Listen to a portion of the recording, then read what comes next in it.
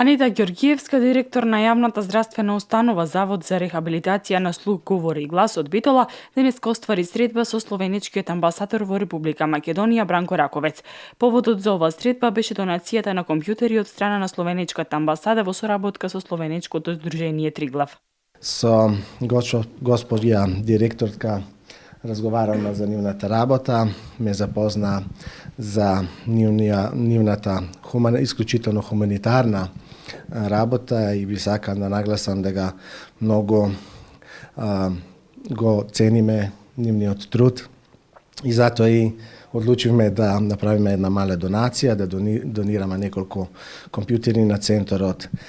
И тоа ќе овозможи на заводот да организира информатичкиот клуб во заводот.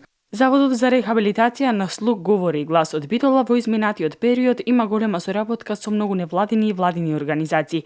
Директорот на заводот Ѓорѓиевска нагласи дека после подолг период заводот има донација од амбасада. Амбасадорот со нивните соработници организира една мала донација која што за нас представува многу големо значење затоа што во заводот ќе отвараме еден креативен информатички клуб каде што пациентите кои што се во попладневната смена ќе можат оние слободни активности да можат да ги искористат во рамките на оваа просторија и да можат да ги користат информатичката технологија. Амбасадорот на Република Македонија Бранко Раковец истакна дека двете земји негуваат пријателски односи во областа на соработката и техничката поддршка.